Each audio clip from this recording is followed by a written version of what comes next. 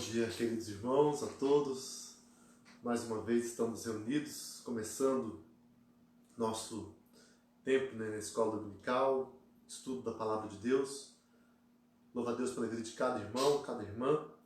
Nós vamos já iniciar nosso estudo. Eu quero apenas só dar uma organização aqui no meu computador, rapidinho, para nós estarmos juntos aqui,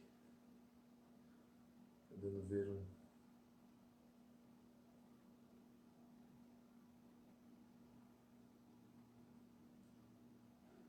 Espero que todos tenham tido uma semana abençoada, todos estejam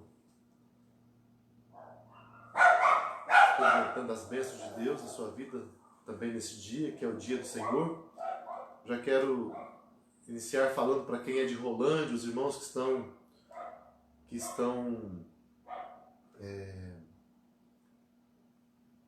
moram em Rolândia, que são da igreja, os que compraram os tickets para feijoada, promoção do Servim, né, nossa instituição, comunidade terapêutica, que está aqui na nossa cidade, que trabalha com recuperação, trabalha dependência química. Então hoje, às 11 horas, a partir das 11 horas, serão entregues a feijoada. Então ninguém se esqueça, todo mundo aí se lembre de ir lá na nossa igreja, onde será feita a entrega, né? E os irmãos estejam retirando então as feijoadas para o almoço de hoje. Se alguém estava esquecendo, somos relembrados aí, né? Quero já começar dando esse aviso para o pessoal de Rolândia. Se alguém porventura de Cambé, será feita entrega lá em Cambé também. Tem na divulgação que foi feita, quem mora em Cambé está sabendo de onde será feita a entrega. Então eu quero, já dando início, irmãos, eu quero fazer uma oração. Já nós vamos logo depois passar para o nosso estudo dessa manhã. Senhor Deus amado, nós te louvamos por mais um dia que tu nos concedes de vida. Te louvo, Deus, por podermos mais um momento estarmos reunidos, mesmo à distância, mas podendo ter a palavra do Senhor, ter o estudo, ter esse tempo em que o Senhor ministre ao nosso coração. Eu quero te pedir a tua bênção sobre nós, que o Senhor venha nos orientar, venha me orientar, no sentido de trazer a tua palavra. O assunto de hoje é um assunto realmente que tem muito a ver com a nossa vida, muito interessante. Que o Senhor nos dê a orientação necessária para essa compreensão, para que haja paz no nosso coração, clareza com relação às últimas coisas, aquilo que vai acontecer no final dos tempos. Que o Senhor venha nos abençoar nessa manhã.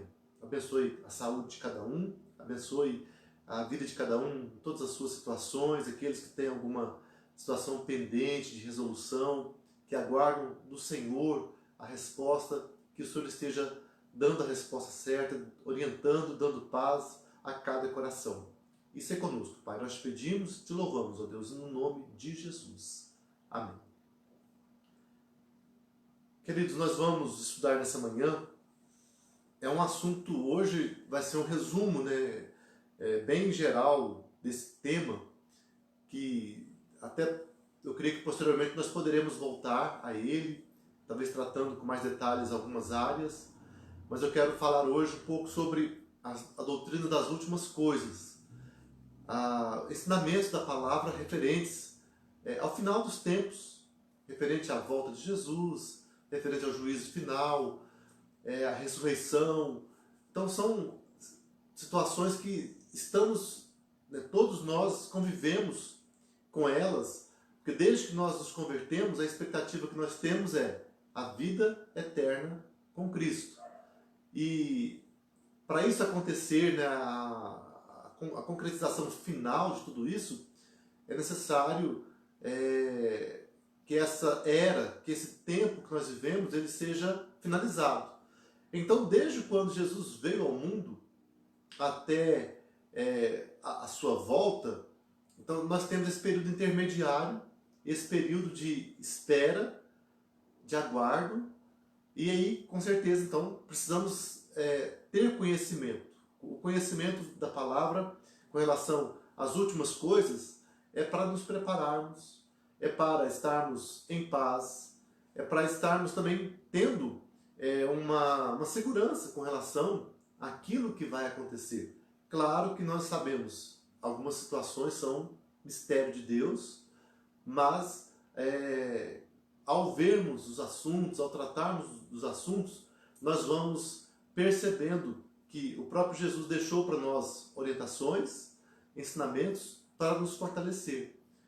Então, se ele veio para nos salvar, a salvação tem um alvo, que é a vida eterna, que é a restauração, a mudança desse estado de coisas que hoje vivemos, que nós convivemos com o pecado, com a maldade, com a miséria, com a dor, com a injustiça. Tudo isso, a expectativa que temos é que haverá um momento de vitória sobre tudo isso, em que isso não mais existirá. E é sobre isso que vamos falar então, sobre as últimas coisas, sobre a expectativa que temos, sobre os ensinamentos de Cristo, sobre a respeito dessas situações. E, como eu disse, é um resumo, é um material até ministrado já algumas vezes na igreja para aqueles que estão chegando na classe de catecúmenos, se bem que vamos ter algumas outras informações hoje também, mas, como eu disse, é um resumo sobre aquilo que está relacionado ao final dos tempos, as últimas coisas. Com essa introdução, eu quero já passar para o primeiro ponto, que são os eventos que precederão a segunda vinda de Jesus Cristo. Então, quais são os eventos? O que é que nós temos de sinais? Até pouco tempo nós já pregamos sobre isso na igreja, vez por outra estamos falando, trazendo mensagens sobre os preparativos. Estamos vivendo esse tempo de preparação, esse tempo de expectativa, e muitas coisas que Cristo disse estão acontecendo e vão acontecer até o final, até a volta de Jesus.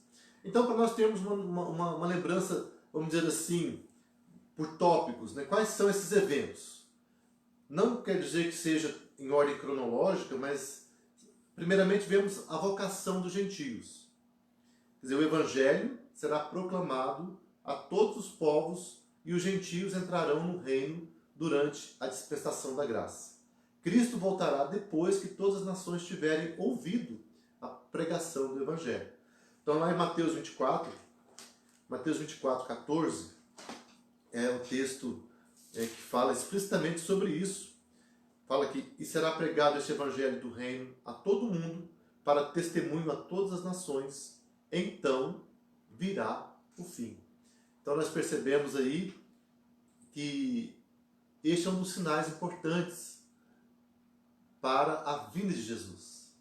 Muitos olham e pensam nos demais sinais, mas aqui vemos que há uma condição de que o Evangelho seja pregado a todas as nações, para testemunho a todas as nações. O Evangelho será pregado, o Evangelho do Reino, por todo o mundo.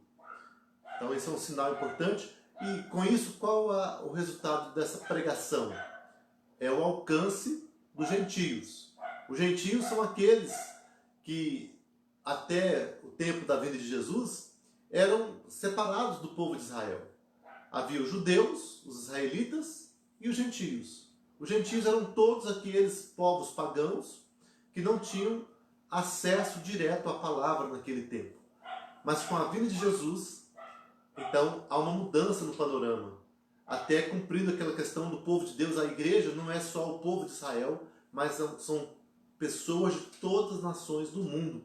E dessa maneira, a proclamação do Evangelho é a condição para que os perdidos venham a conhecer a Jesus ou tenham a oportunidade da salvação. O fato da pregação acontecer não significa que todos serão salvos, que todos vão. A condição é que todos se convertam de maneira completa e total. Mas é que o Evangelho seja levado para cada nação. Então haja oportunidade para todos os povos conhecerem a respeito de Jesus. Então, primeiro ponto desses eventos que precederão a vinda de Jesus. O segundo ponto é a conversão de Israel. Há dúvidas sobre a forma, a época e o conteúdo dessa conversão. Há dúvidas que eu falo, há diferentes opiniões. Não se sabe ao certo se será uma conversão nacional ou se será uma conversão progressiva de pessoas pertencentes a Israel, como tem acontecido ao longo da história. Grande parte dos estudiosos afirma que quem será salvo é o remanescente, aqueles escolhidos dentre o povo de Israel. E de uma maneira, vamos dizer assim, segura, podemos dizer que é isso mesmo, porque ao longo da história já muitos judeus, muitos israelitas já morreram sem ter tido a fé em Cristo Jesus. Então, o que afirmamos é que serão salvos, haverá salvação, a conversão daqueles que Deus tem preparado no meio do povo de Israel. Não sabemos se naquele momento será uma conversão nacional, se todos que viverem naquela época se converterão, ou se será apenas um grupo. Então, há diferentes opiniões, há grupos que afirmam que serão todos, e há outros grupos que afirmam não saber. Então, eu prefiro ficar com esse grupo que não bate o martelo, porque, em última instância, quem tem o controle de tudo é mesmo o Senhor.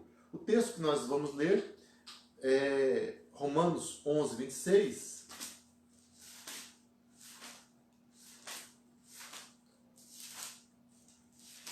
Romanos 11, 26, que diz: E assim, todo Israel será salvo, como está escrito. Virá de Sião o libertador, e ele apartará de Jacó as impiedades. Então, essa palavra todo aqui também, a plenitude de Israel, também é uma palavra que quer dizer uma totalidade de pessoas, pode ser entendido como, naquele momento, toda aquela nação, ou também todos aqueles que Deus tem preparado dentre o povo de Israel. Assim como o termo plenitude dos gentios, também é isso. Não quer dizer que 100% dos gentios será salvo, mas que pessoas de todos os povos e um grupo completo de pessoas vai estar sendo salvo pela palavra do Senhor. O terceiro sinal, ou o terceiro evento que precede a vinda de Jesus, é a manifestação do anticristo. O anticristo, essa palavra, tem não apenas essa palavra, mas tem vários termos na Bíblia, o homem da impiedade, né? Tem vários termos aplicados a essa figura. Então vemos que o anticristo pode tanto ser uma pessoa, mas também pode ser um sistema, ou tudo aquilo que é contra Jesus. Então, apesar de ser usado no singular, podem haver vários anticristos. E na história, muitas pessoas têm se demonstrado contrárias a Cristo. Então, o anticristo, nós cremos que haverá no final dos tempos, sim, no momento da grande apostasia, no final, muito próximo da volta de Jesus, nós cremos que vai haver um líder mundial. Isso aí é uma palavra que a gente ouve sempre falando sobre isso, e houve na história já pessoas que assumiram essa posição de serem contrárias a Cristo, então uma posição totalmente anticristã. Então já tivemos anticristos no passado, anticristos, pessoas que foram contra Jesus, porque todo mundo que é contra Cristo é um tipo de anticristo, mas também afirmamos que no final haverá uma pessoa ou um sistema, uma nação que vai dominar e que vai lutar contra os cristãos de maneira que haja perseguição, que haja um sofrimento generalizado para os cristãos, mas será um tempo curto, será um momento final, logo depois Cristo voltará, como a palavra nos mostra, e assim haverá o fim, e haverá então já o juízo final e as demais coisas acontecerão. Sobre essa questão, sobre o anticristo, há vários textos que falam sobre ele. 1 João 2,22, 1 João 2,18, Mateus 24, 5 e 24. Então o texto que nós já lemos, Mateus 24, vai falar lá, Mateus 24, versículo 5. Porque virão muitos em meu nome, dizendo, eu sou o Cristo, e enganarão a muitos, assumindo que são Jesus até, mas que são contra Jesus. E também, versículo 24, porque surgirão falsos cristos e falsos profetas operando grandes sinais e prodígios para enganar, se possível, os próprios eleitos. Então, há um anticristo no sentido de falsidade, alguém que vai enganar as pessoas. Mas também há aquele que vai ser totalmente contrário, como lá em 1 de João, é interessante lermos também, 1 João 2, 18. 1 João 2, 18, fala assim, filhinhos, já é a última hora, e como ouvistes que vem o anticristo, também agora muitos anticristos têm surgido, pelo que conhecemos que é a última hora. 24 vai falar, e permaneça em vós o que ouvistes desde o princípio. Se em vós permanecer o que desde o princípio ouvistes, também permanecereis vós no Filho e no Pai. Então, aliás, eu li o texto 22. Quem é o mentiroso? Senão aquele que nega que Jesus é o Cristo. Esse é o anticristo, o que nega o Pai e o Filho. Então aqui João nos mostra, nos dá essa resposta que haverá um anticristo, mas vários anticristos também. Já naquele tempo havia e há, em todos os momentos da história, há aquelas pessoas que são contrárias. Há uma diferença de que aqueles que são ignorantes, que não conheceram ainda a salvação, que também acabam sendo contrários a Cristo, mas há também pessoas preparadas para lutar contra os cristãos, contra a palavra de Deus, contra a verdade. Então, esses anticristos estão aí, estão por aí. E haverá, então, como nós cremos no final, a palavra está nos dizendo que chegará, que virá um anticristo poderoso que vai também perseguir a igreja, mas será por um breve tempo. Também vemos que haverá a grande tribulação e a grande apostasia. São situações diferentes, mas unidas, porque junto com a tribulação vem a apostasia. Jesus mencionou a grande tribulação como sinal da sua vinda. Esse evento alcançará também os eleitos que estão ameaçados de apostasia. Então lá em Mateus 24, 29 a 30, olha lá. Logo em seguida, a tribulação daqueles dias, o sol escurecerá, a lua não dará a sua claridade, as estrelas cairão do firmamento e os poderes do céu serão abalados. Então acontecerá no céu o sinal do Filho do Homem. Todos os povos da terra se lamentarão e verão o Filho do Homem vindo sobre as nuvens do céu com poder e muita glória. Então após a grande tribulação. E a grande tribulação é narrada lá, Mateus 24, de 15 a 28, uma das narrativas sobre a grande tribulação. E sabemos, irmãos, que há algumas pessoas que pensam que a grande tribulação será apenas no final. Há grupos de teólogos que acreditam dessa maneira, mas nós podemos dizer que há tribulações para o povo de Deus em todos os momentos da história. Nós vivemos momentos de tribulações, há grupos de pessoas que vivem tribulações grandes no nosso tempo agora. Então, a tribulação ela existe na vida do cristão. Mas também o Apocalipse nos mostra que no final dos tempos, próximo da volta de Jesus, vai haver uma intensificação desses sinais, desses eventos. Haverá uma perseguição, haverá dores, haverá fome, haverá tribulações generalizadas na vida dos cristãos. E nessa tribulação, qual que é o perigo? A apostasia. Aqueles que não são de verdade cristãos, por isso que a apostasia ela acontece, porque no meio da igreja sempre há pessoas que não são verdadeiramente filhos de Deus. Então, para essas pessoas, no momento que surge uma tribulação, uma prova, um obstáculo, é muito mais fácil para elas negar Jesus. E elas aí com isso se veem livres daquelas perseguições por causa do nome de Jesus. Então nesse momento, no momento das tribulações, quem que permanece na igreja? Ou quem que permanece no meio do povo de Deus? Só aqueles que de fato são. Então a tribulação serve também como uma purificação da igreja local, da igreja visível. Essa igreja que está aqui na terra, ela, durante muito tempo, ela tem a mistura de pessoas que não são cristãs de verdade.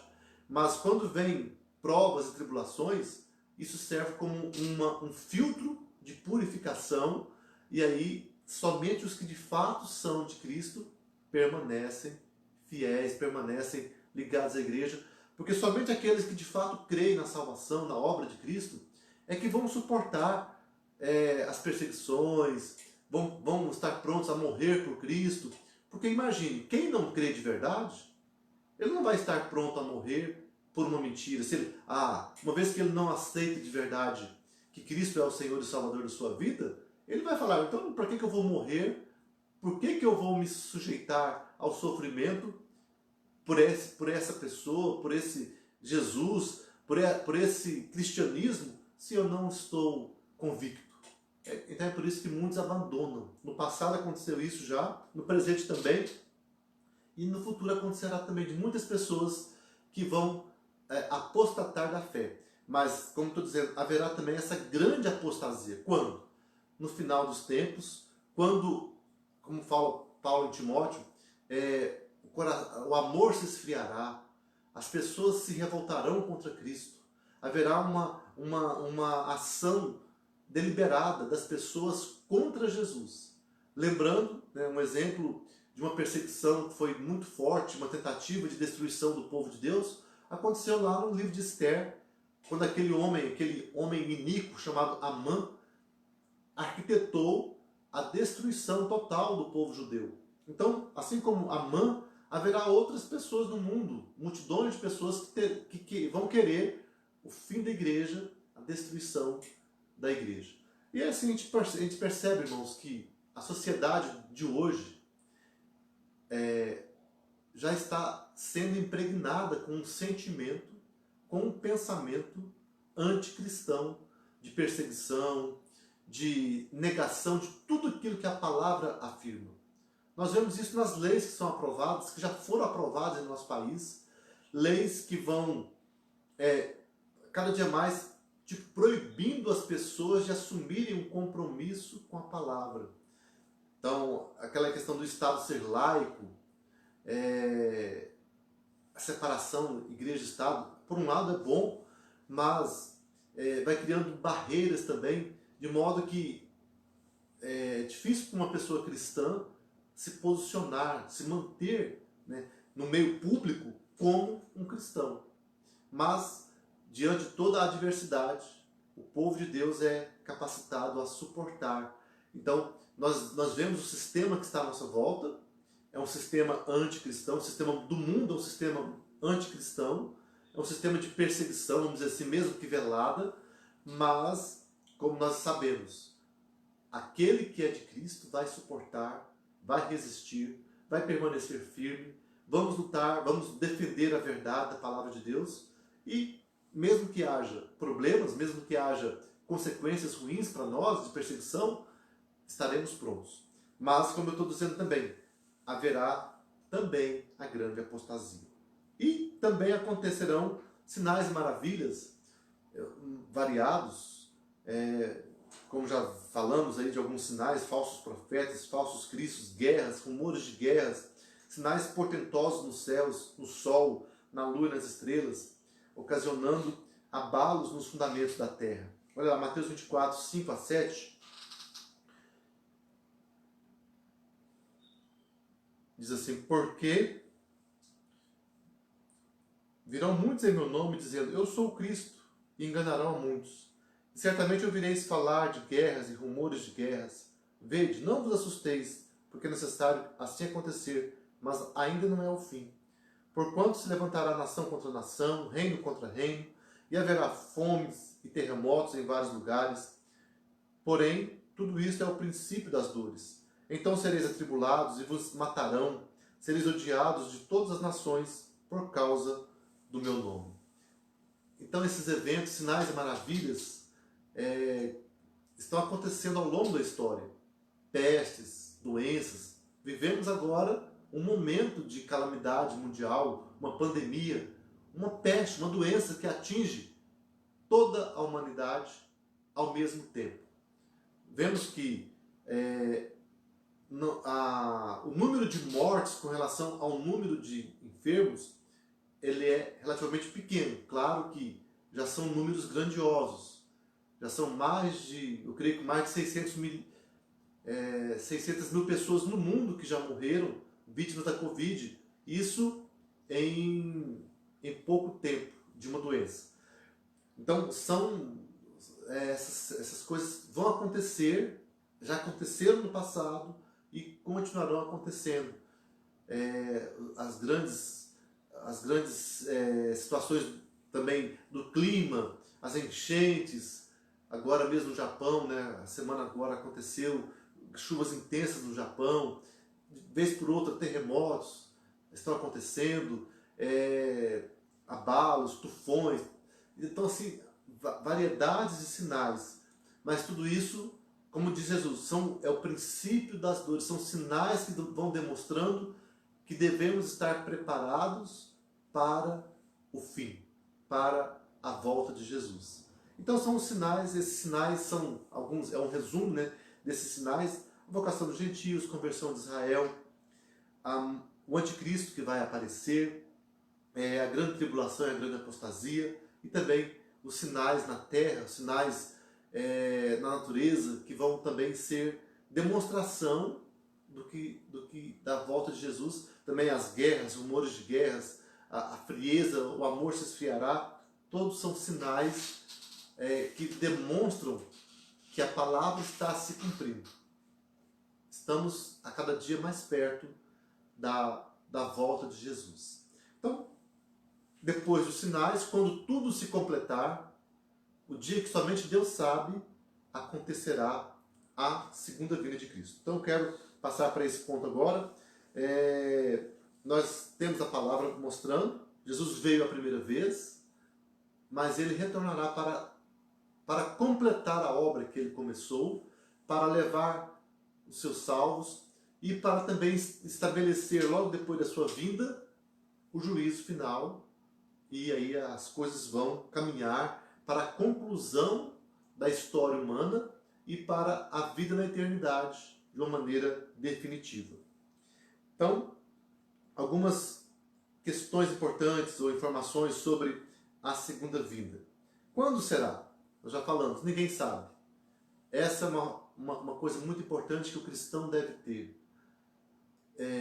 O ser humano é muito tentado a querer saber detalhes, como, quando. Para quê? Para que nós fiquemos, tendência do ser humano de estar no controle. Então, sabendo como será, quando será, então eu vou me preparar melhor para isso. Mas Jesus falou, não é dessa maneira. Ninguém sabe quando será. Então, devemos estar preparados sempre. Devemos estar nos preparando a cada momento. Então, a vinda de Cristo não serve para... nós não temos como atender nossa curiosidade de falar assim, alguém tem o controle. Uma pessoa, uma igreja, um grupo vai ter uma revelação. Já houve no passado pessoas que tentaram marcar a volta de Jesus, todos foram frustrados. A questão a vinda de Cristo será em breve. Não haverá... é breve por quê? Vai chegar um momento. Para nós, 1000 anos é muita coisa, mas para Cristo, para Deus, 1000 anos é como um dia. Então, apesar de que para a humanidade parece demorar, mas Deus está no controle. Então, o tempo pertence a Ele. Então, a segunda vinda de Cristo será seguida simultaneamente do fim do mundo, da ressurreição dos santos, o julgamento dos ímpios, o julgamento geral e a restauração de todas as coisas. Então haverá uma sequência de eventos na vida de Jesus. Então, o fim do mundo. É necessário que esse mundo, essa ordem das coisas, termine. Então, quando Cristo voltar, dali para frente não haverá mais continuidade dessa situação, desse governo, das pessoas, a história do mundo não vai ter continuidade mais, eventos naquela sequência. Então, por isso que falamos fim do mundo. Não quer dizer que haverá uma destruição total da terra. Ali o texto da Bíblia fala que haverá, os elementos serão afetados. Sol, a lua, as estrelas perderão seu brilho, tal, mas não há uma afirmativa de destruição da terra. A Bíblia fala até mesmo, nós sabemos, que haverá a redenção da natureza. Poderá haver uma destruição com morte das pessoas, vai haver o final de todas as coisas, né? Mas aí logo depois haverá a restauração também do universo, restauração da terra, e aí há uma convicção de que estaremos vivendo nos novos céus e na nova terra. Cremos que a terra, esse lugar, será restaurado, e aí os salvos viverão ali, enquanto que os perdidos estarão vivendo a sua separação de Deus num outro lugar chamado Lago de Fogo e Enxofre. Então, fim do mundo, ressurreição dos santos. Lá em 1 Tessalonicenses 4, 16, 17 fala sobre isso. A ressurreição geral também acontecerá, todos terão o seu corpo de volta. Haverá também o julgamento final, e depois a restauração de todas as coisas. Depois que tudo termina, essa parte do julgamento, de que Deus vai tratar de cada situação, de cada pessoa, dando o destino de cada um, então vem a restauração e aí a vida eterna para os salvos. Agora, como será essa vinda? Nós afirmamos que a Bíblia nos mostra que será física e pessoal, quer dizer, Jesus virá pessoalmente, de acordo com Atos 1:11, ela será pública e visível, as pessoas verão, todos verão, todo olho verá. Apocalipse 1:7 fala sobre isso. Será repentina e inesperada, mesmo com toda a palavra sendo pregada, ninguém sabe, será algo repentino. Quando menos se espera, Jesus aparecerá e voltará. E será gloriosa e triunfante. Diferente da primeira vinda de Jesus, quando ele veio em humilhação, como servo, como aquele que tinha que sofrer, a segunda vinda será gloriosa. Lá em Mateus 24:30, já lemos esse texto falando, né, que então ele virá na glória. Ele virá, como fala aqui, então aparecerá no céu um sinal do Filho do Homem. Todos os povos da terra se lamentarão e verão o Filho do Homem vindo sobre as nuvens do céu com poder e muita glória. Para que acontece a segunda vinda? Qual o propósito? O propósito da segunda vinda será a inauguração da nova era e o restabelecimento definitivo de todas as coisas. Esse propósito será atingido através da ressurreição geral e também do julgamento final. O fim do mundo, o dia do Senhor, a ressurreição geral, o julgamento final serão eventos concomitantes, serão eventos todos simultâneos, acontecerão todos de uma só vez. E nessa ocasião também acontecerá a destruição final das forças do mal. Então, alguns textos interessantes que nós vamos ler. Apocalipse 20:14.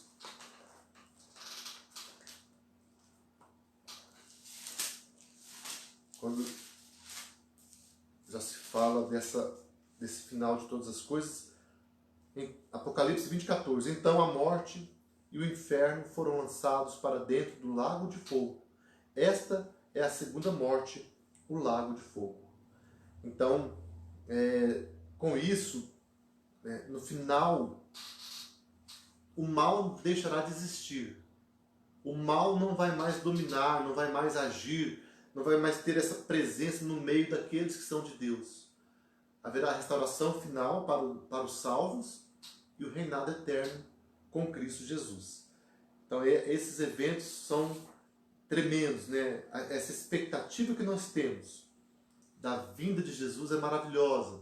Saber que está próximo, mas também é sempre um alerta. O cristão não espera a vinda de Cristo de um modo acomodado, relaxado, mas nós aguardamos a volta de Jesus com expectativa, em prontidão e também sabendo que há uma missão para a igreja nesse intervalo de tempo.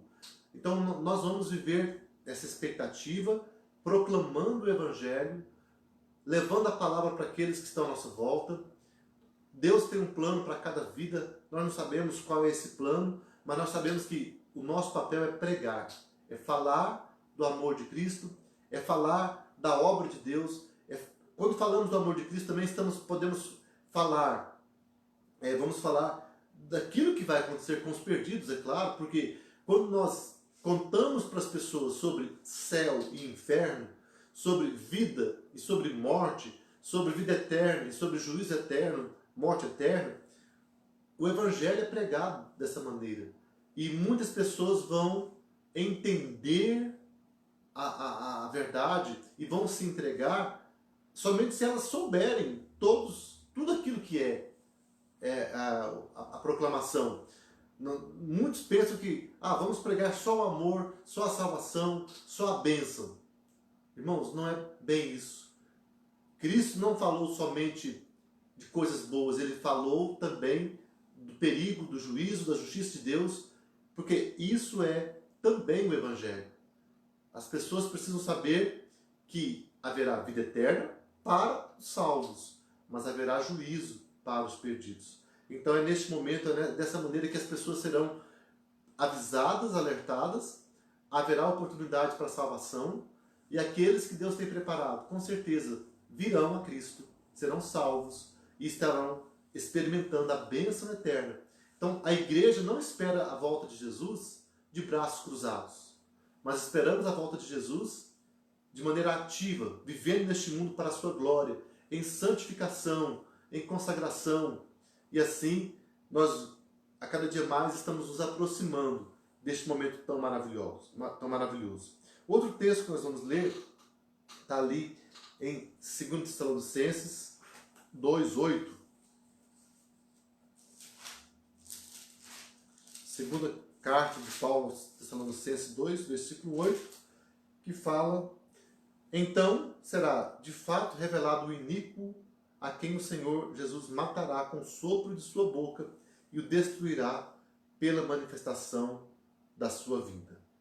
Então aqui também falando do final da iniquidade. O homem da iniquidade, o anticristo, aquele que veio contra Jesus, será destruído, será totalmente, não aniquilado, mas totalmente derrotado, e não haverá mais o efeito do mal na vida daqueles que são do Senhor Jesus. Então, pensando um pouquinho na ressurreição, como será essa ressurreição? Assim como a ressurreição de Cristo foi física e corpórea, assim também será a ressurreição dos mortos. Há um texto longo, que nós não vamos ler todo ele, 1 Coríntios 15, de 35 a 49, ali fala com detalhes sobre essa questão da ressurreição. E uma das coisas importantes que se fala ali, que Paulo fala, é essa afirmação de que teremos corpo. A igreja crê que vamos viver eternamente, não apenas como alma, mas como corpo e alma. A parte espiritual e a parte física. Nós somos criados integrais, corpo e alma. Alguns afirmam corpo, alma e espírito, mas há uma natureza, há uma constituição física e uma espiritual. Então vamos viver eternamente como pessoas completas. É por isso que há essa promessa do fim, da volta de Jesus. Para quê?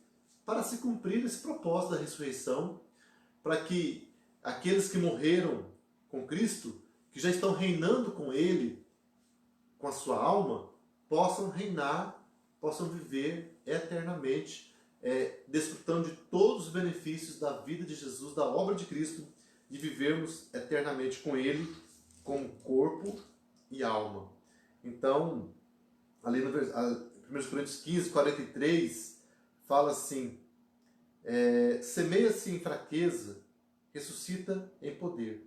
Semeia-se corpo natural, ressuscita corpo espiritual. Se há corpo natural, há também corpo espiritual. Pois assim está escrito, o primeiro homem, Adão, foi feito alma vivente.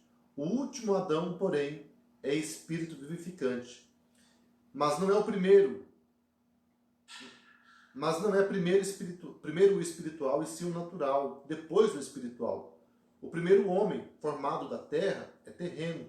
O segundo homem é do céu.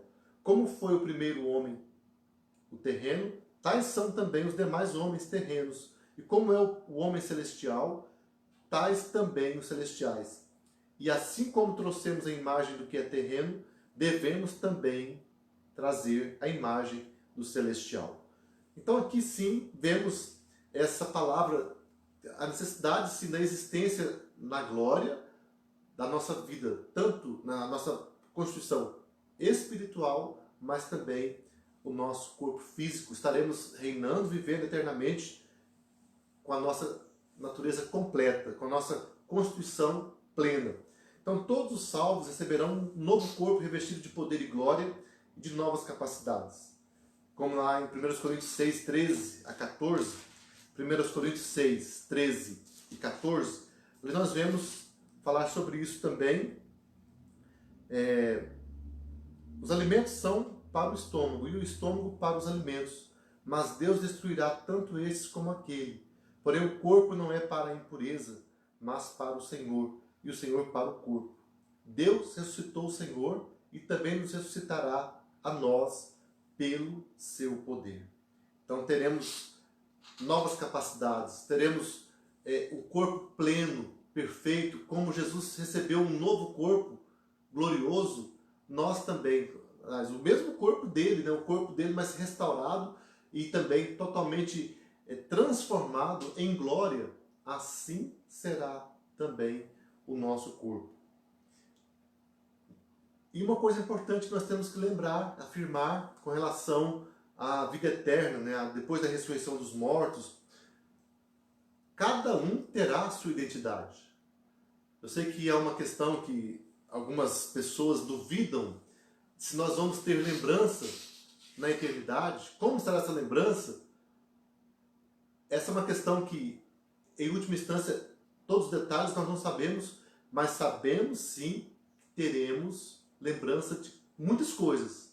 Saberemos quem somos nós, lembraremos da obra que Cristo fez em nossas vidas, da nossa transformação, veremos que valeu a pena ter servido com Cristo, como Paulo fala aos Filipenses, para que eu me glorie que não corri em vão e nem me esforcei inutilmente. Ele fala isso porque quando ele vir na glória, todos que foram salvos, para quem ele pregou o Evangelho e que se converteram, então haverá essa lembrança. Saberemos quem é Abraão, Isaac, Jacó, os profetas, os apóstolos.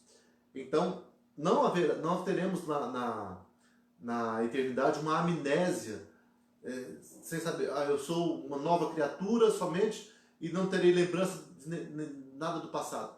Não, teremos sim, teremos a nossa identidade e teremos lembranças daquilo que Deus nos permitirá lembrar. Se Ele quiser que nós lembremos de tudo, isso pertence a Ele. Se não, mas teremos na eternidade uma continuidade também, até da vida cristã, em termos de viver para a glória do Senhor. Não teremos mais o efeito do pecado em nossas vidas e assim poderemos viver eternamente em alegria, cumprindo a vontade do Senhor e lembrando, sabendo como foi tremendo viver neste mundo, como fala lá em Apocalipse, que aqueles que foram decapitados, aqueles que sofreram, terão as suas lágrimas, foram colhidas e serão enxugadas as lágrimas. Quer dizer, como que vamos ter lágrimas enxugadas se não houver lembrança daquilo que nós passamos por causa de Jesus? Então, essa é a nossa certeza que temos. A ressurreição será a vitória realmente da vida sobre a morte. Já temos certeza agora, afirmamos isso e veremos isso na realidade naquele momento final. Mas continuando, irmãos, como eu disse, um estudo, um resumo daquilo que é a escatologia, porque são assuntos que levam muito tempo para serem tratados de maneira específica, cada tópico deste. Então, continuando, sobre o juízo final. Primeiro vemos a natureza daquele julgamento. Vemos que toda desconformidade com a vontade de Deus, inclusive aspectos da vida particular e como um todo, será julgada. Lá em Mateus 25, 31 a 46, Jesus fala sobre o julgamento e ele fala sobre o que nós fizemos, tanto os ímpios, os perdidos, quanto os salvos. Ele coloca aquela questão daqueles que serviram os humildes ou que não serviram. Aqueles que deram de comer, que visitaram pessoas, os enfermos, os presos. Então, ali está falando sobre ações, sobre coisas do dia a dia, da prática. Mas também haverá um julgamento com relação ao todo da nossa vida. Em suma, a principal questão é se alguém está com Cristo ou se alguém não está com Cristo. O julgamento, ele vai determinar essa questão. As ovelhas, aqueles que foram salvos pela graça, estarão do lado direito do Senhor Jesus, terão a defesa de Cristo, terão o privilégio de estarem recebendo os benefícios da vida eterna, da salvação, porque eles creram. Enquanto que os perdidos estarão do outro lado, à esquerda de Jesus, e ali também, em suma, o destino deles foi determinado por quê? Porque não creram, não se entregaram, não viveram uma vida segundo a vontade do Senhor Jesus. Não receberam o lavar, não foram feitos novas criaturas. Isso é a questão definitiva. Vemos também o padrão do julgamento. O julgamento se firmará em duas fontes: na lei de Deus, revelada nas Escrituras e na consciência, e na graça de Cristo, onde os gentios serão julgados de acordo com a consciência, os judeus pela velha dispensação e os crentes pela graça do Evangelho. É aquela palavra que Jesus disse: a quem muito se deu, muito será cobrado; a quem pouco se deu, pouco será cobrado. Mas no sentido de que cada um será julgado segundo o padrão daquilo que eles tinham à sua disposição. Aqueles que tiveram acesso à natureza, à revelação natural, aqueles que tiveram acesso à palavra de Deus, terão essa esfera, né? Terão esse padrão para o seu julgamento.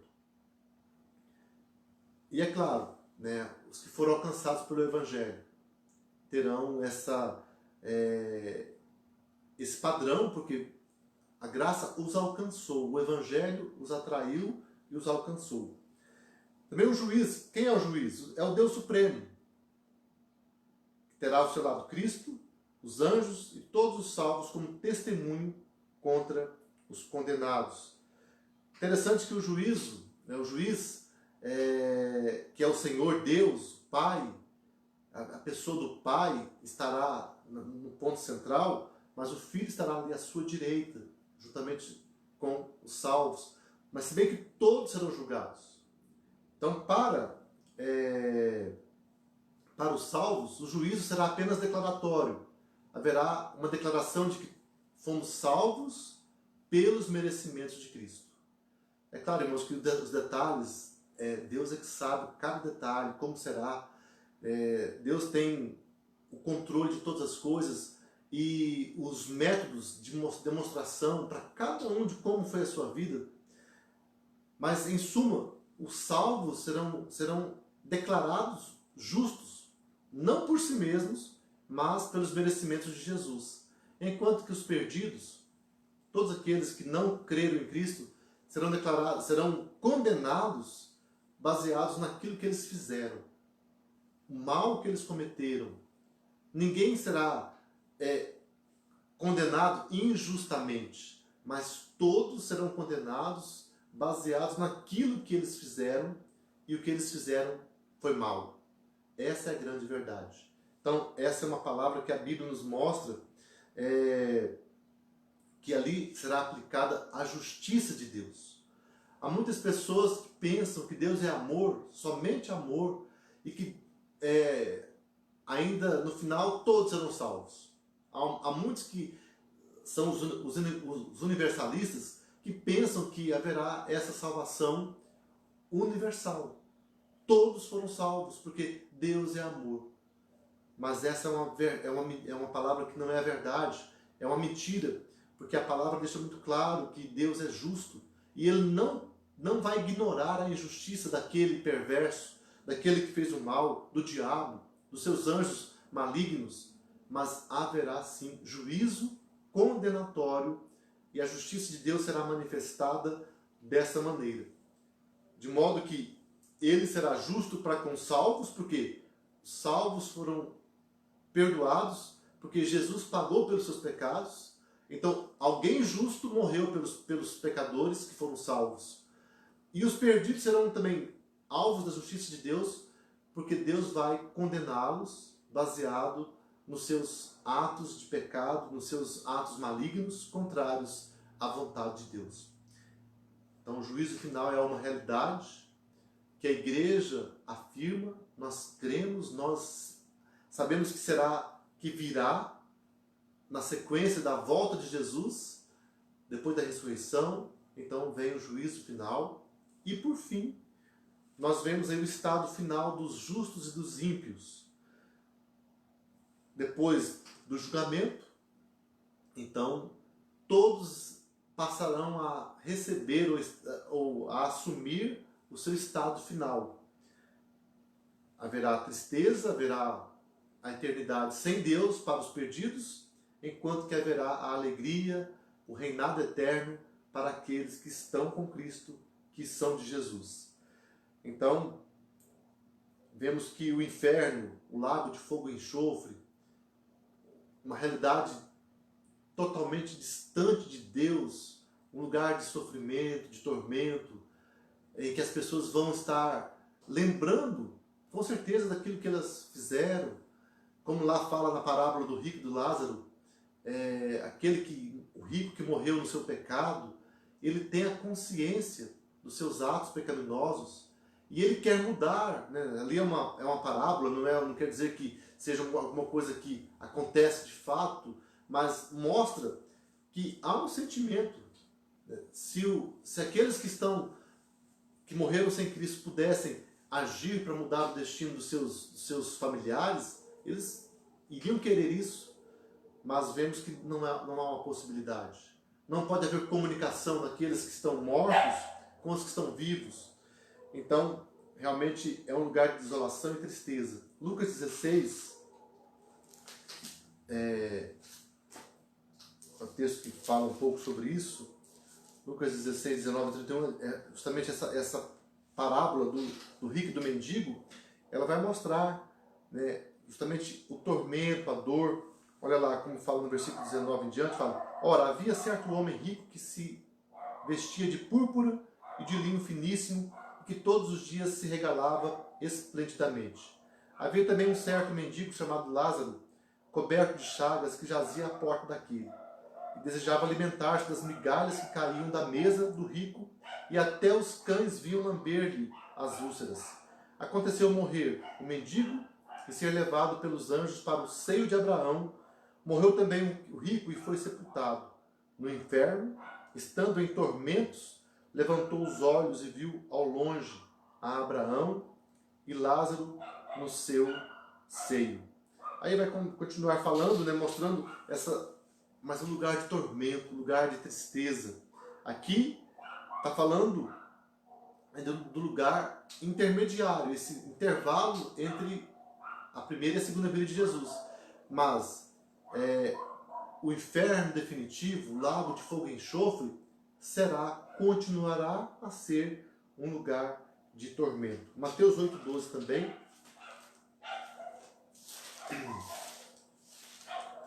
Mateus 8,12.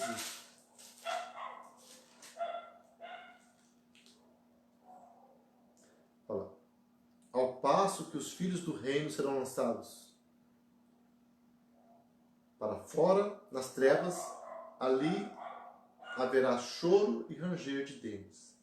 Falando, digo-vos que muitos virão do Oriente, do Ocidente, e tomarão lugares à mesa com Abraão, Isaque e Jacó no reino dos céus. Ao passo que os filhos do reino serão lançados para fora, nas trevas, ali haverá choro e ranger de dentes. Dizendo que alguns, mesmo tendo uma filiação, filhos do reino, quer dizer, filhos de Abraão, muitos que tiveram uma presença no meio do povo de Israel, por exemplo, mas serão lançados porque não foram salvos, não aceitaram, não obedeceram também a palavra de Deus, e assim serão condenados naquele lugar em que haverá choro e ranger de dentes, um lugar de tristeza.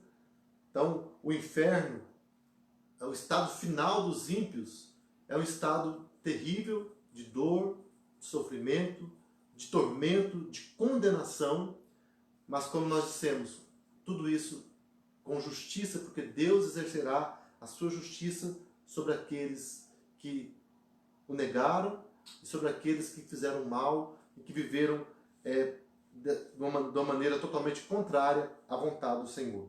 Já os salvos, nós sabemos também, a palavra nos mostra que estarão reinando eternamente, desfrutando das maravilhas do céu em toda a sua plenitude. Não haverá espaço para dor, para tristeza, para morte, para decepção. Haverá uma eternidade de louvor a Deus e de felicidade. E isso de um modo físico, de um modo concreto, real, pleno. Teremos acesso ali, a palavra fala, à árvore da vida. O lugar, Apocalipse fala de um modo, alguns acham de um modo real, literal, outros de modo figurado, mas mostra um lugar de glória, um lugar tremendo, onde Jesus Cristo mesmo vai brilhar eternamente, vai ser ali, a sua presença vai trazer a vida, o brilho, a clareza, a claridade daquele lugar, porque estaremos eternamente na comunhão com Jesus, em comunhão com Deus, reinando eternamente. Então há vários textos que falam desses aspectos, Mateus 25, 46, 2 Coríntios 4, 17, Hebreus 4, 9, Apocalipse 19, 1. Eu vou ler Apocalipse 19. Há muitos textos que vão descrever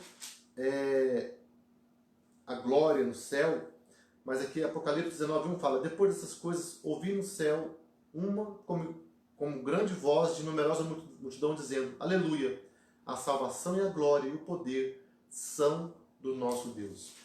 Mas Apocalipse 21, 4 é um texto muito interessante.